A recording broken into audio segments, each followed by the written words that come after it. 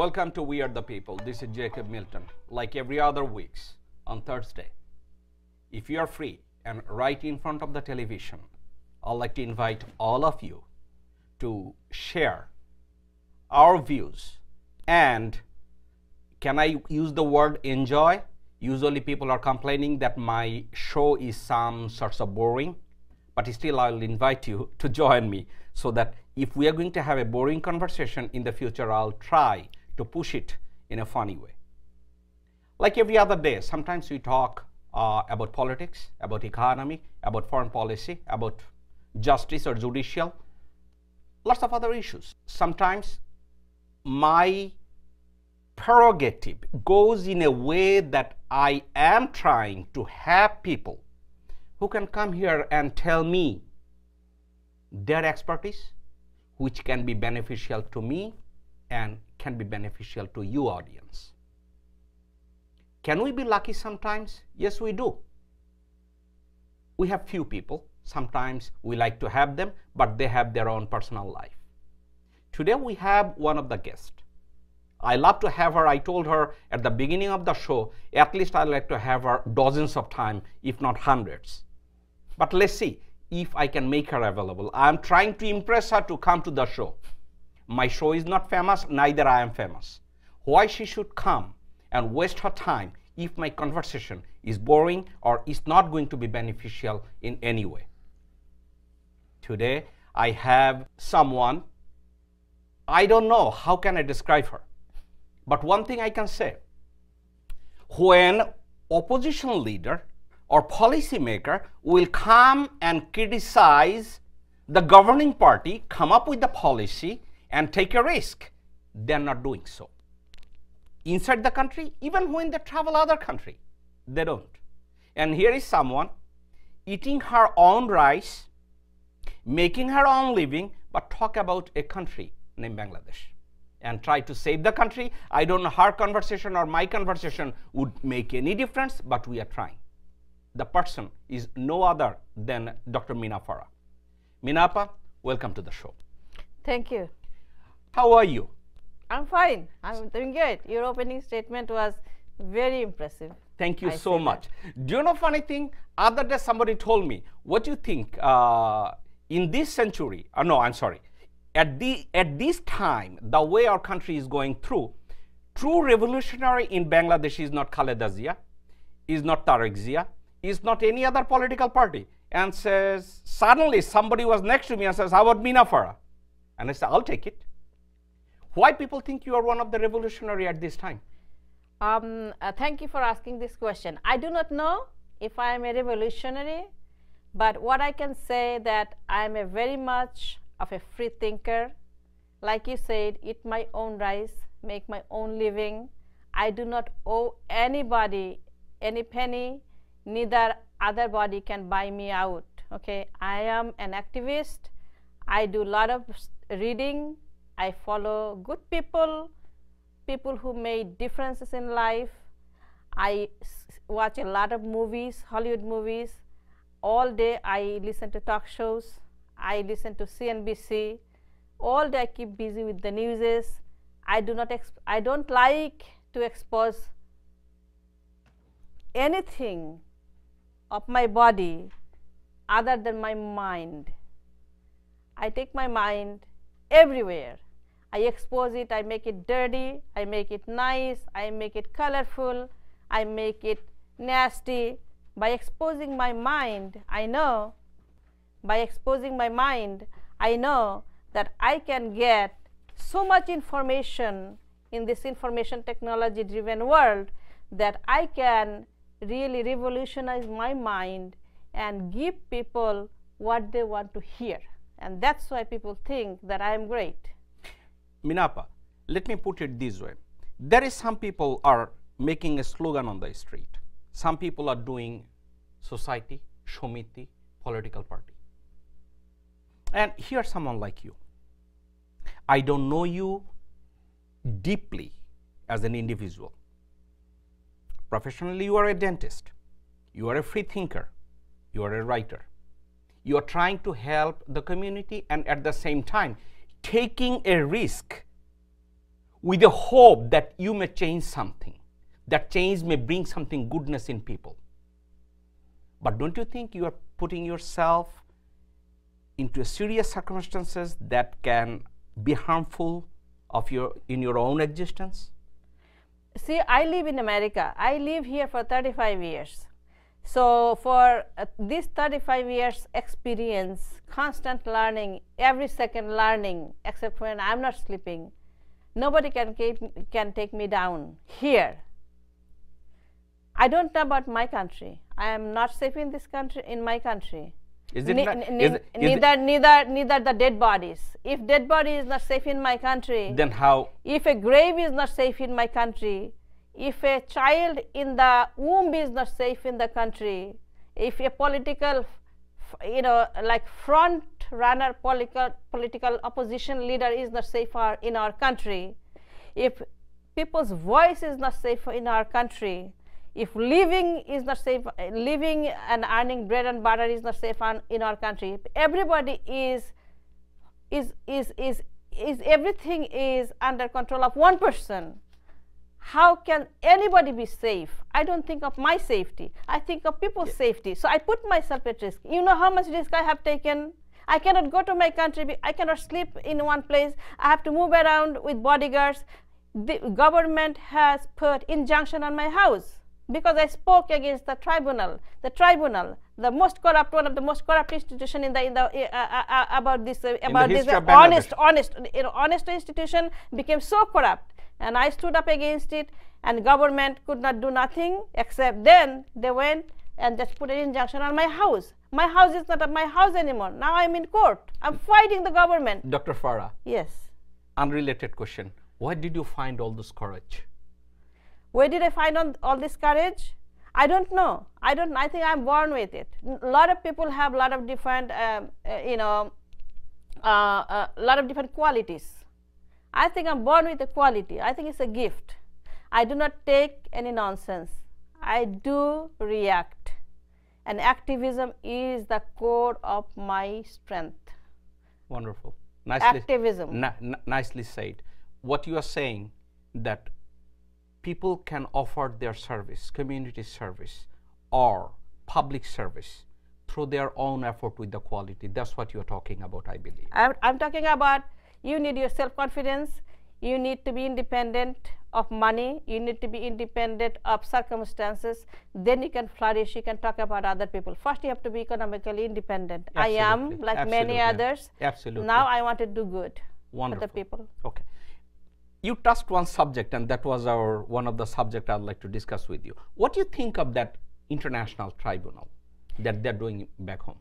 What more I need to say beyond I have said already? Yeah. What more I need to say? I need to write beyond I have written already. Have I not said enough? I have been writing weekly, every week in the national daily called Naya Diganto, and I'm blessed that they have given me a space to write the maximum they can publish. There, I have been criticizing the tribunal because tribunal is not a tribunal. It has been set up to murder the opposition. Okay.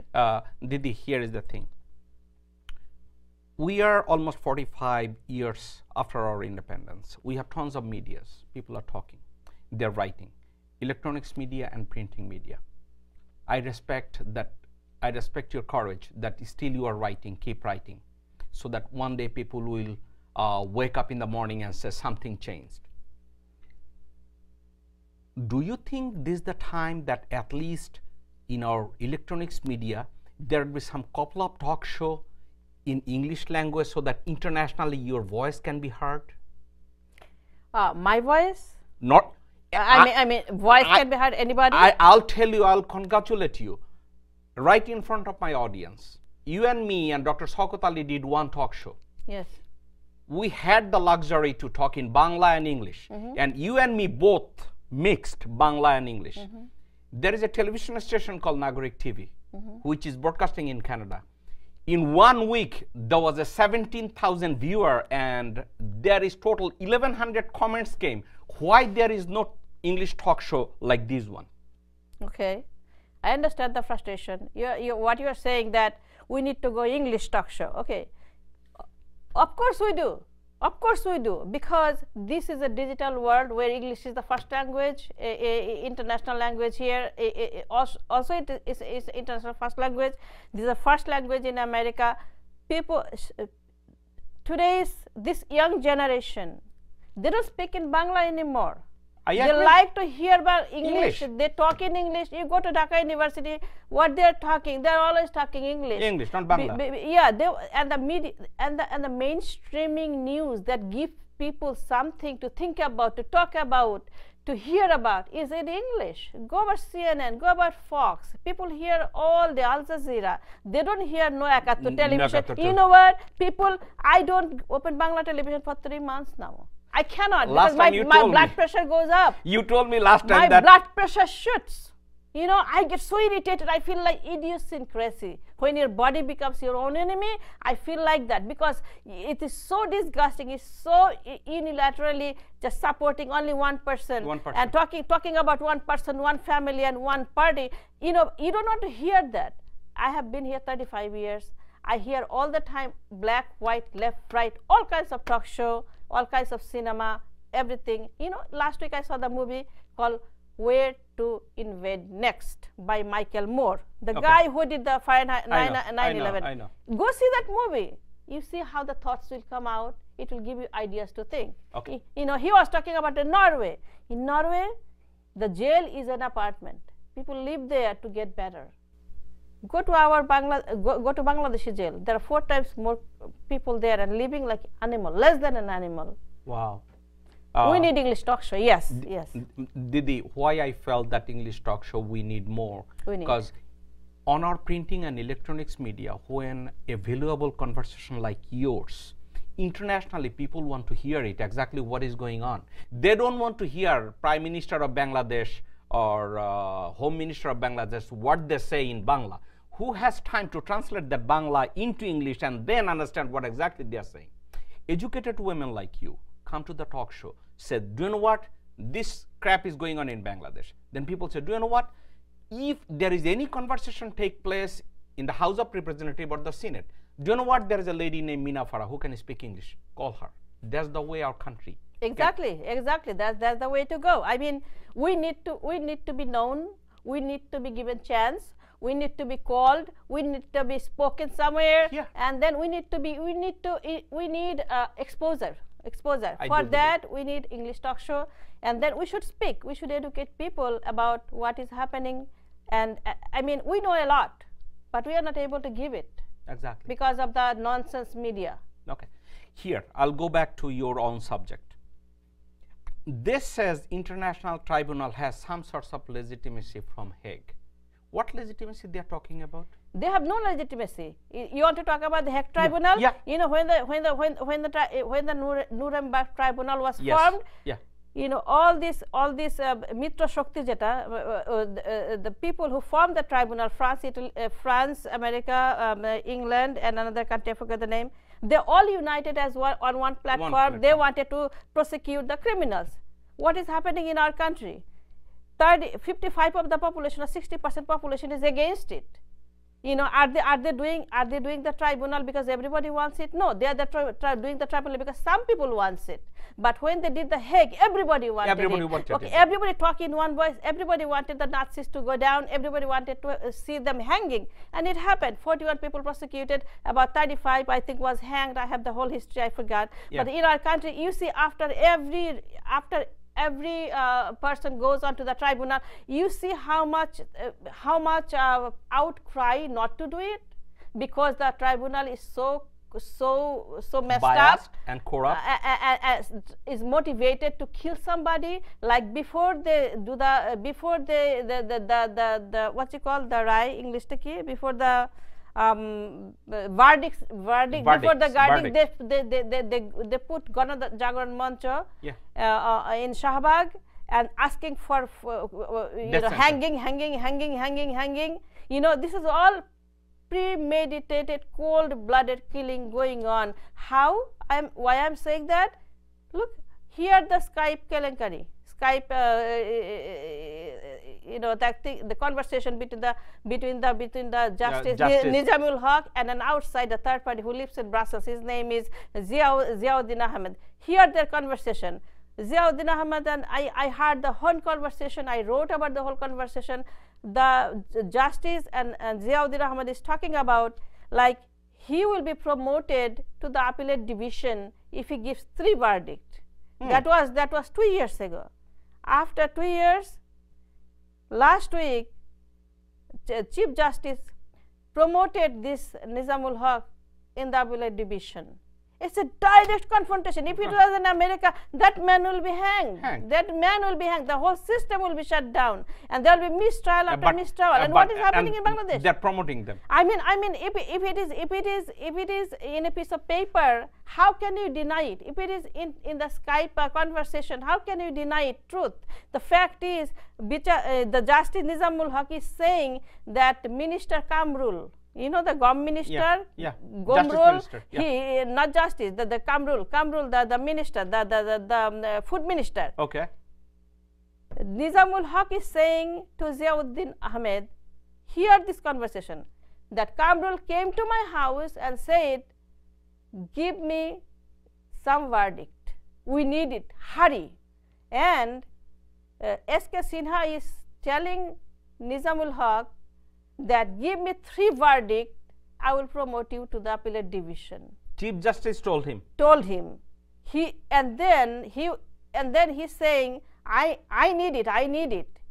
2 years after that, last week, he was promoted to the appellate division. If this is not a mistrial, if this is not a corruption, if this is not a judicial clinic, then there is nothing. So don't talk about Hague Tribunal. Hague Tribunal, everybody, whole country was united. In our country, the whole country is divided. There is nothing that supports the Hague Tribunal. Mina, I learned that you took a risk. You went to Bangladesh. Yes. I heard that you went to Bangladesh, met some people.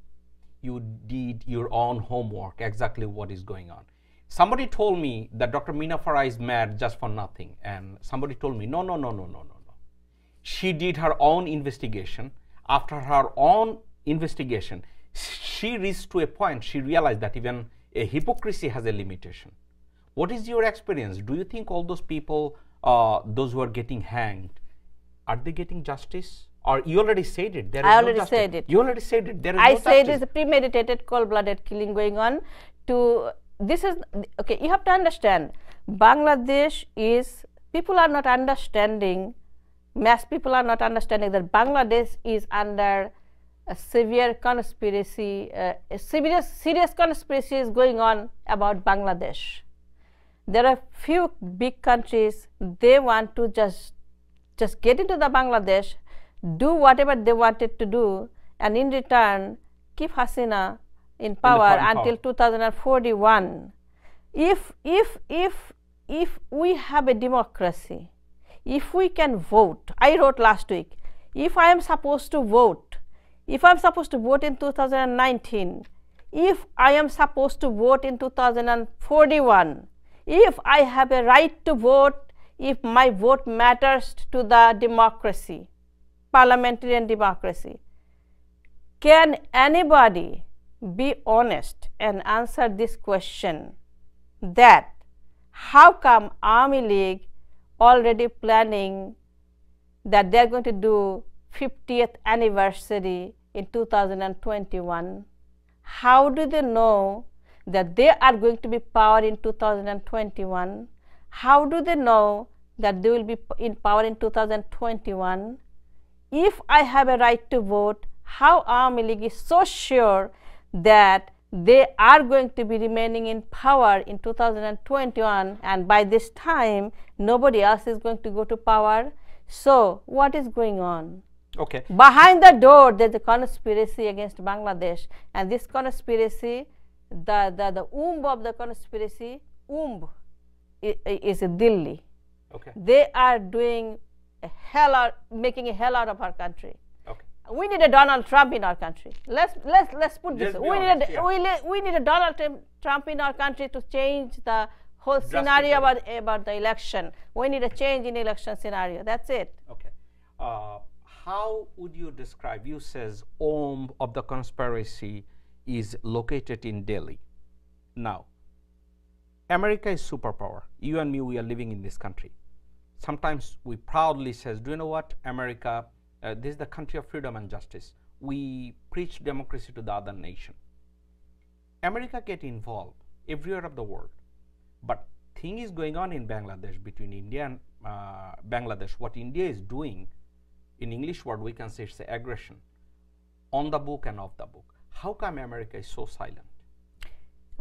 This is more than democracy. America is a country of rules of law. Okay, exactly. Rules of law. Absolutely. So, America right now is going through a crisis. I have never seen America in such a weak position. I have come in this country at the time of Carter, President Jimmy Carter. I have witnessed many elections. I have voted in many American elections. I have seen Reagan came to power. I have seen the revolution, the real estate and the internet revolution, and I benefited myself too. This is not the America I know. This America has been attacked by some socialists. This America is under attack by some people who likes handout, like give me money. They want to sit down, take food stamp and do nothing. You know, this is going on. This is a different conversation. I don't want to get into too much into that. But what I'm saying, America is under crisis. We need a change of government. We need the Republican Party. I support Republican Party because I don't like handout party. If Hillary Clinton comes to power, you know, that is not going to be good. Or Sanders, you know, it's going to be more disaster. The reason America is so weak is because that America that used to have Nixon, L.B. Johnson, Kennedy, Roosevelt, or last one Clinton, this is not the America. This America is now run by somebody who doesn't have any experience. He was only a one-term senator, half-term senator, full senator, and one-term half senator, which is the state senator. He is run by somebody who doesn't have any idea how to run a government. He is doing like an activist. So because of that, America has been so disliked by the world that America gave duty of this eastern part of the world, eastern hemisphere, to India. India is a big power, and then it is coming up very fast. If you see after China, India, and someday India is going to be even overcoming China. I have a feeling, because the kind of corruption China has India is not that bad. And India has that educated people. You know, America, they like the Indian people. They love to have them more. You can see even in the government more and more. Even the justice just died, Scalia. Yeah. They want an Indian. They want to nominate an Indian called Srinivas. So India is a big power. So America cannot handle. Is weak on the foreign side. Now they gave all this power to India. Now India is using that leverage is leveraging that against other countries like Nepal, all other small countries. What happened to Sikkim? Bangladesh is indirectly is like a Sikkim. So this is what is happening. So to answer your question straight, America is not taking any responsibility in the East. It is all in the hands of India, because America hates China. Okay. So India is in a good position. No one is going to oppose their dictation. Power-wise. Mina, we are going to take a small commercial break and we'll be right back. Audience, I'm talking to Dr. Mina Farah. We are having very interesting conversation in regards to the Indian domination in South Asia. Please stay with us. We'll be right back.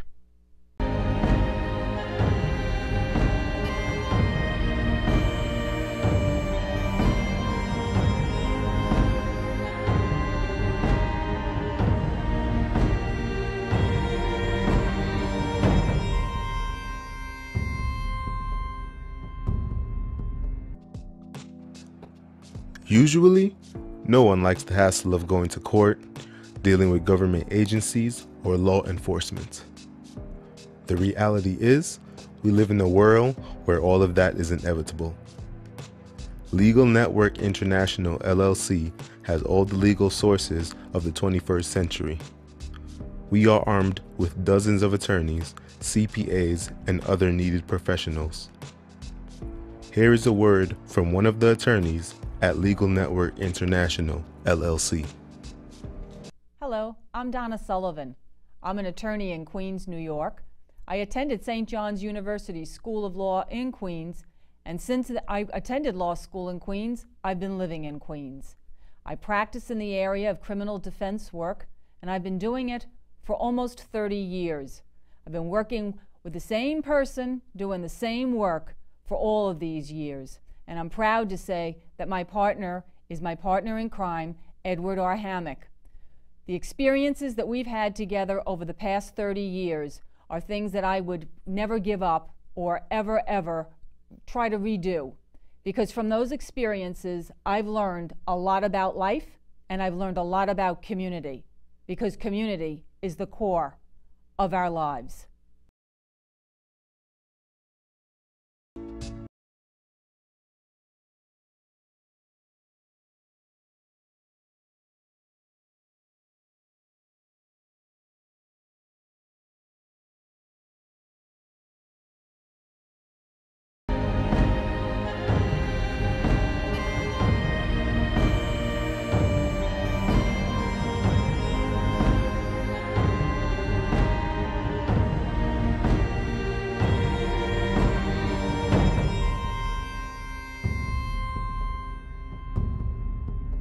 Welcome back to We Are the People. Today I'm happy and at the same time lucky enough to have Dr. Mina Farah with me. She's kind enough to show up at the studio and giving me and my viewers opportunity to know some of the subject that I was not aware of. Before our break, Dr. Farah told me something, which is true. I'm not going to make that argument, but I'm going to interject one specific subject, why America become inactive and put all those power into the hand of India, who is not playing the role of fair judge. Dr. Farah, there is a commentary that is not that America's president and lawmakers are not running a fair or effective government. There is a saying that America need balance in Asian Peninsula. They're looking at China, they're looking at Japan. They cannot counter China with Japan, as Japan is not into a position to challenge Chinese domination. Therefore, they need India. America need India more than India need America. Therefore, what is going on in South Asia, in Bangladesh especially, America is very concerned, but they are not going to antagonize India. What is your comment? It's a very critical but very good point that you bring, and this issue needs a broad conversation. Yes. An intellectual discourse. You know, what is happening in the Eastern Hemisphere, centering India. Yes. On the side you got China, Japan, Russia, and all those powers. They want to emerge. They want to compete with America in power, with money and all that. You know what is happening in Russia, yes. Crimea, and yes. then Russia taking a big role in Syria. Yes. Obama backed out. Yes. You know Japan, what they are doing with the China. So the warship into the China Peninsula.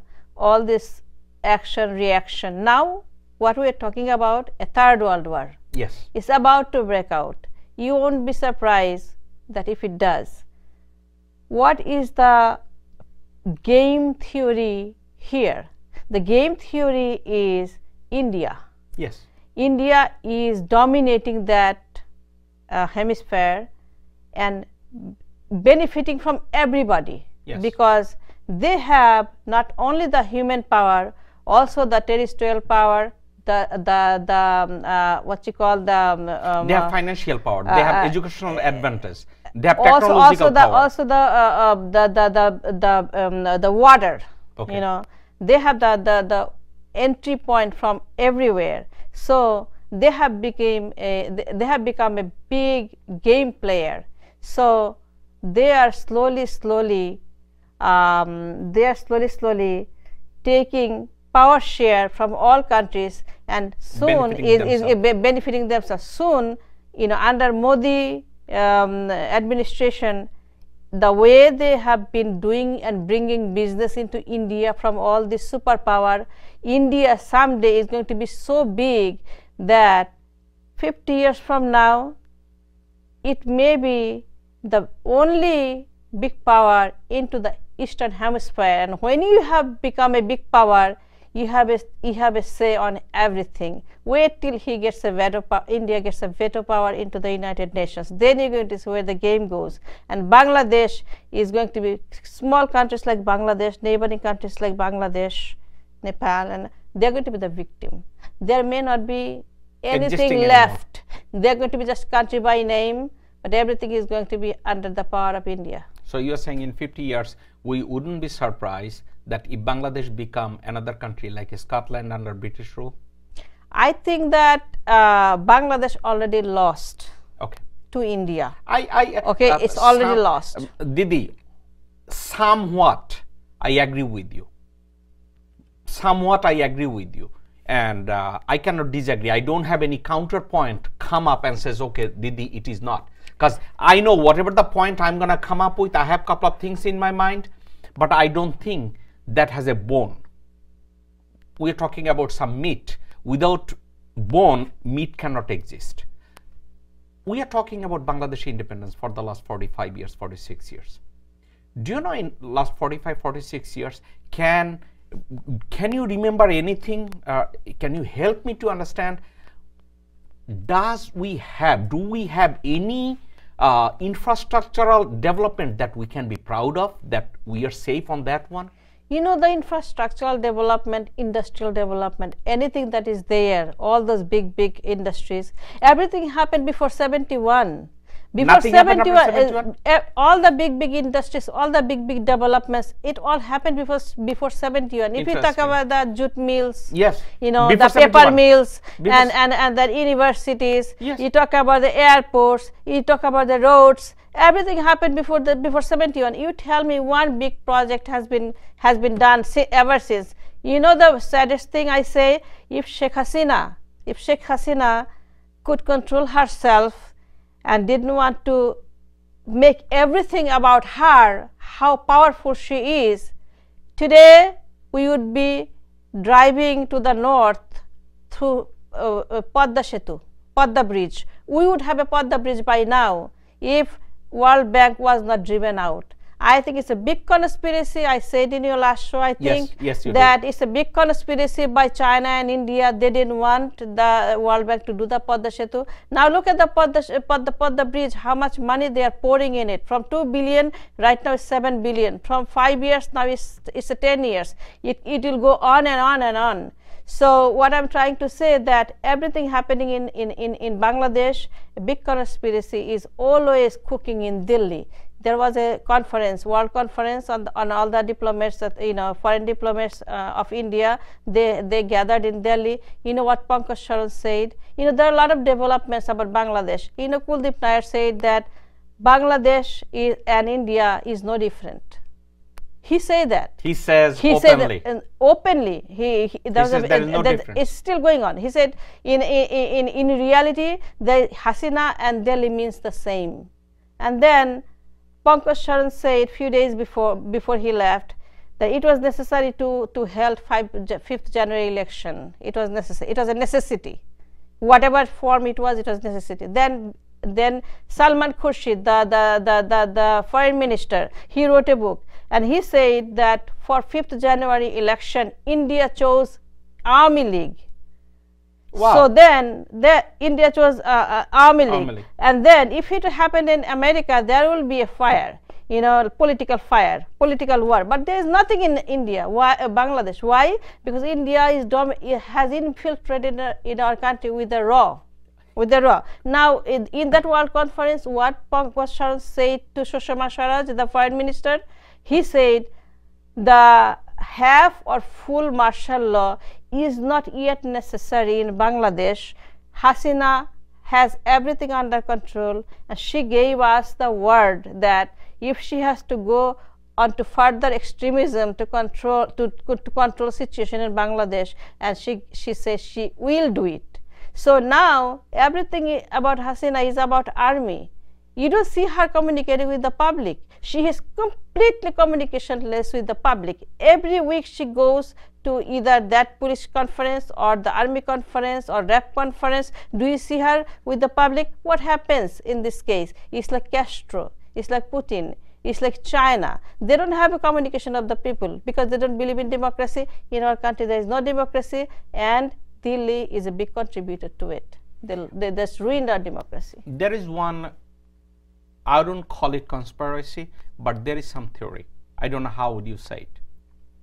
When India, Modi administration form a government, I believe Prime Minister Modi belongs to one Hindu fundamentalist. That he used to be RSS before. Okay.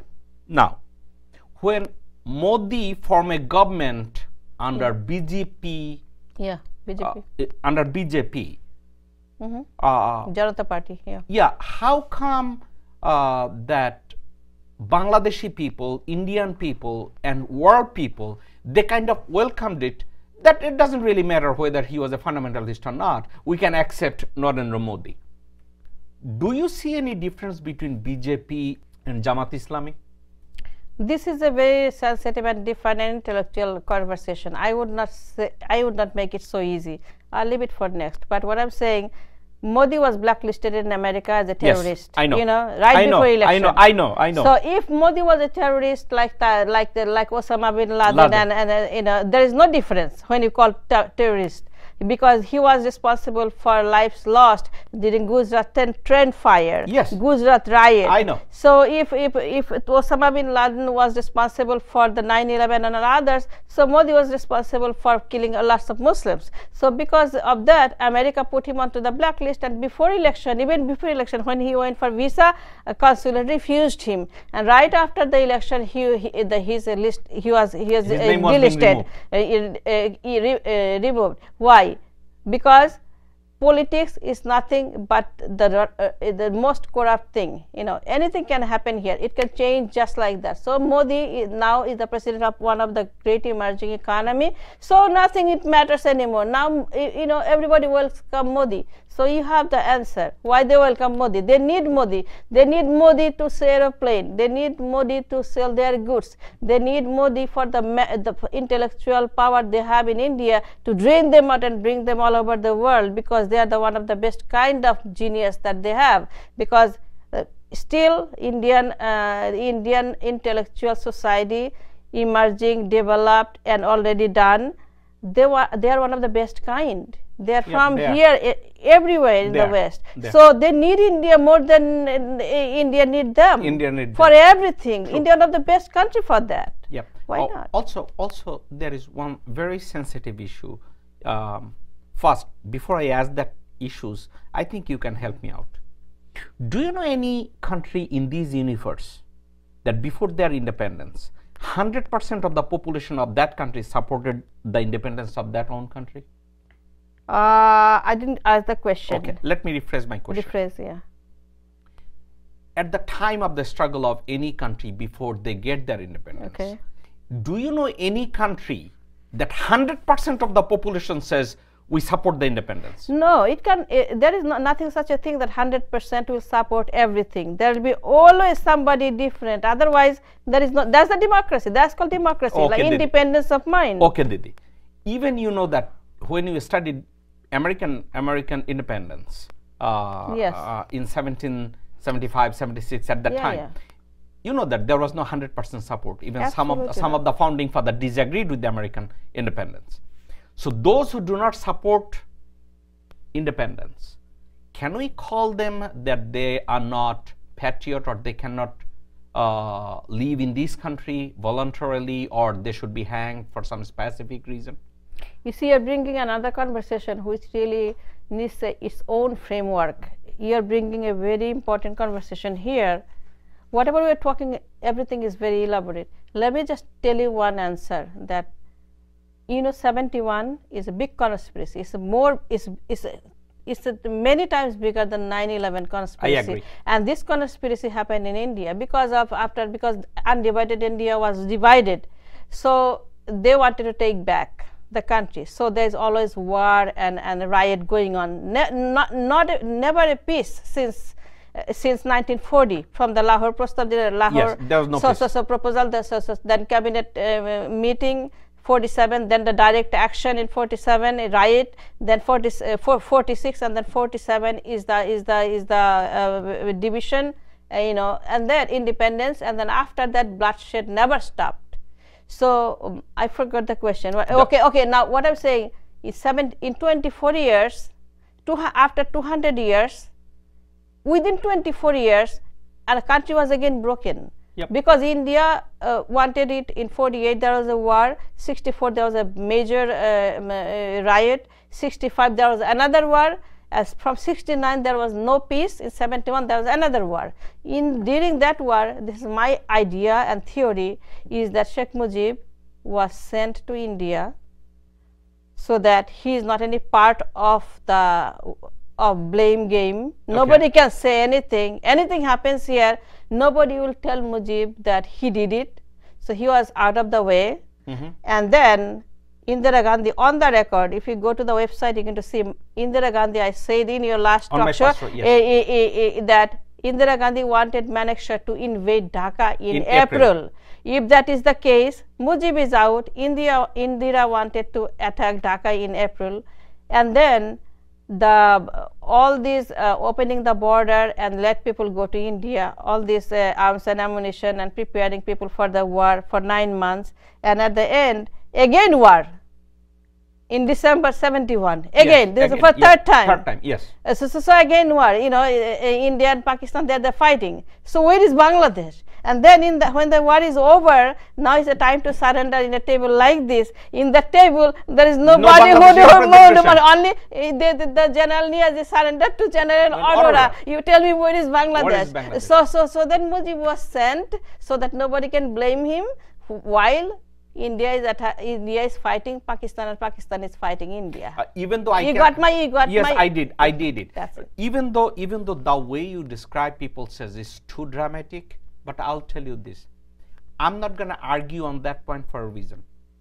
I like one of your character. Whenever I ask you a question, if you see a broader answer, you says that's another subject, we'll talk some other day. That's giving me an opportunity to bring you back, and I'd like to have you on those subjects. But the answer you gave it to me, I understood. But do you think the people who are running the government inside our country, saying we are the politician, we love Bangladesh, do you think they understand this? You see, our country, there is no politician.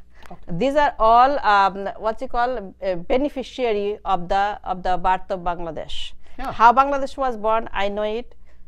The reason I am so confident about what I say is during 71 Liberation War, I was a refugee. Yes. I was teenage. I served many people who became refugee in our country. My father took 10,000 minority, helped to go to India. I say in 71, it's the India-Bangladesh war. Why? I say it because Pakistanis didn't kill many Muslims because unless they were the freedom fighter. Yes. Main target was the Hindu, just like the Jewish people killed the Yehudi, the Jewish people killed the Jews, like Germans killed the Jews. During 71, Pakistanis killed minorities. Why I say that, and I demand an explanation. People who wants to say I'm wrong, is because I saw it. I saw they have particularly targeted and gathered the Hindus and they shoot them in a mass killing. It was barely any Muslim there, unless they were freedom fighters. So it was the Indian-Bangladesh war. Why I say this? Because I saw it. Why I say this? Because I was a refugee. Then I went to India. Then I stayed there near the Theatre Road. I saw everything happen in Theatre Road. The foreign government. I know it all. So what I'm saying is, whatever happened in 71 is that is one of the biggest conspiracy of the last century, and people don't talk about it. But present government, because they are the beneficiary, they kept us in a dark. How?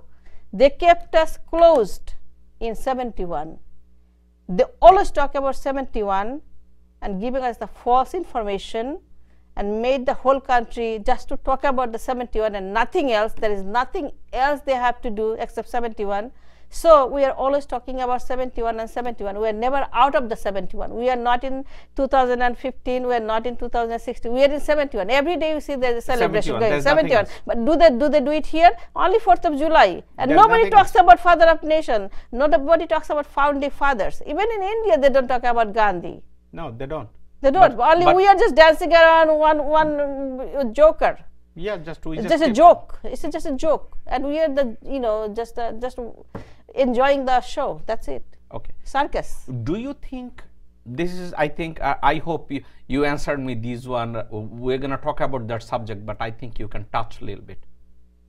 Do you think inclusion of Jamaat-e-Islami in Bangladeshi politics is a liability, or do you think they have the right to get involved into the politics? See, people have a very bad idea that Holocaust and 71 is the same. Ideologically, politically, anyhow we explain, Holocaust is not, Second World War is not 71. So people who supported, who fought against the war, now people are realizing that why they went against the war, because India, how they have been taking over Bangladesh now many people are thanking the other side who really fought against the war. Yes. Many people will realize later on that these are the people who really felt for the country and the patriot, because they fought against the Indian occupation of Bangladesh. This is a clear occupation. You can see our roads and highways, our water, nothing is our anymore. Every day they're getting something, and Hasina is bound to give it, because Hasina has an indirect deal and a direct deal to stay in power in return of something they want. Mina Farah, are you telling me that what Jamaat did in 1971, they did it out of patriotism? They realized that one day India will grab it, rather fight it now? It's not Jamaat only who opposed the war. There are many people who opposed the war. Yes. You see, in 71, how many people left the country? Everybody stayed into the country. If Pakistani people really killed, the situation would be like today's Syria. Today's situation would be like today's Mediterranean Sea. Situation would be like today's European refugee crisis. If really war happened the way they say, in our country there used to be 7.5 crore, 7.5 crore. Yes. Half of the people would just go to the Indian subcontinent as a refugee. Yes. Did anything like that happen? No. So if that is true, then everybody there stayed, supported the war. Only few 100,000 people left, especially the Hindus. 99% Hindus left the country. 1% stayed. Anybody stayed, they died. They died. So people who stayed in the country is everybody stayed in the country, and everybody stayed in the country must have supported the war. Then that means everybody is a Jamaat Islam or opposition party. No. I say anybody who stayed in 71 in the country, they all stayed because Pakistani people did let them stay. Yes. They let them work, go to office, come home, cook, eat, and then anybody didn't listen to them, they killed them. But most of the people stayed in the country during 71. That means everybody stayed there. 7 crore people were Jamaat.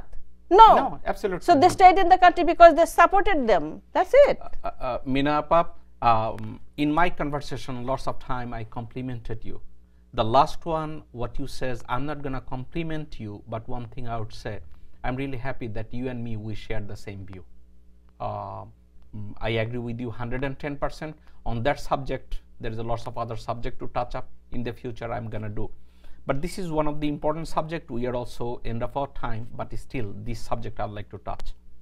We are talking about 21 February Bhasha, 21 February Bhasha. Yeah. I'd like to bring one controversial subject, if I can share with you. I'd like to hear your point of view.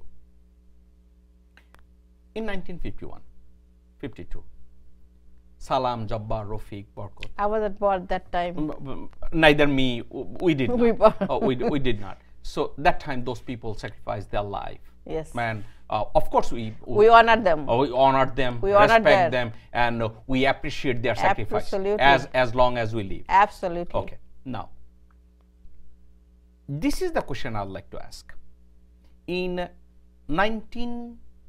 1952, October 10 or October 11, one single individual submit the language memorandum to the Pakistani Prime Minister, Khaza Nazimuddin. By any chance, do you know who that person is? I don't want to give you wrong answer. Please give me the right answer. I don't know. That person's name is Ghulam Azam. Ghulam Azam, when he met Khaza Nazimuddin, he says, if we are not given any choice, then other than asking for the separation, what choice we have? Now, Salam Jabbar, Rafiq Barkat, all those Bir Shenani, those should get respect, sacrifice their life. We remembered them. Why we are having hard time to remember the guy who was the leader of all those people? I'll tell you this at the end of the show is that we have divided the country to such extreme. From there is no return except possibility of a civil war. Our country, if continues this way, It would be disrespect, try to take out the opposition, shut down everybody's voice, remove their political rights, put them into the cage, fill up the jails 5 times more. Country has been so divided that nobody has any existence but one man, one party, one family. So you know the answer. Yes, I do. That we don't give credit to anybody. But one individual. But to that individual who did not do any who did not participate into in the war, rather he was taken out so that India can invade Bangladesh. Exactly. Okay. So today, this is the month of February. Yes. Appa, is it fair that we can say, when we are gonna say that we remember and respect the sacrifice of all people who sacrificed their life in 1952, can we say it that include a person who is the only one submit that memorandum and says Bangla should be the mother tongue of East Pakistani people? Is it crime to remember him? No, nothing is a crime unless it is a crime proven. Okay? Everybody is guilty unless they are proven innocent. You know the rule. I do. So if anybody has any credit, they should be given the credit, and each and everyone, not just Ghulam Azam. Anybody who deserve any credit, if Sheikh Mujib, if Ziaur Rahman, if Ghulam Azam, if Kamruzaman, anybody, they have different views, and they all should be given credit. But for this language month, we should respect whoever sacrificed their life for the mother language. But we should also remember that always we should be within the boundary. We should not exceed the limit. Absolutely. Exceeding limit has called a chaos in the United Nations. That the statue, giving flower to the statue, has already created a chaos. How much more chaos we want, and how much more we can take? One controversy after the another controversy. Let us stop. Let us put a stop to it. We need a change. We need to change. We need a Donald Trump. Didi, so far since we started talking, since you came today, we had a very spontaneous conversation. Besides this, today for some reason you says you are busy, but I don't know where the hell you got all those courage and spontaneous response. I think you should become moderator and I should become guest, because I look really lousy. I didn't do a good job. I think you did fantastic. Okay. I think it was a nice show. Mina, you and me in this conversation, I don't think you and me, we don't have to yell, shout, do a politics. This conversation, just we can talk. It's a simple conversation. There are all kinds of shows. There are shows where you have opposition, and there are shows when you just talk about the same thing. There are many when there are shows just monologue, like Amy Goodman and the NPR. So at the end, let us sing Amar Shonar Bangla. Amar Shonar Bangla, Ami Tomaye Bhalobashi. That's it. Mina, thank you very much for the show. You're welcome. Audience, I spoke to Dr. Mina Farah. It was a pleasure, and I will remember today as long as I do this show. And I'll remember the great sacrifice that Mina made today. She was really busy. She showed up here. Audience, I don't know whether we achieve anything within this conversation, but one thing I know, there's a lot of things I have no clue what we are talking about. But when it comes to some of the subject we really need to know, do you know what I do? I find the right person whom to talk to. And that person surely know what he or she is talking about. Dr. Mina Farah, I'm not saying she's one of the superwomen, but one of the women, if she don't know the information, she find the right information. I'm thankful to her.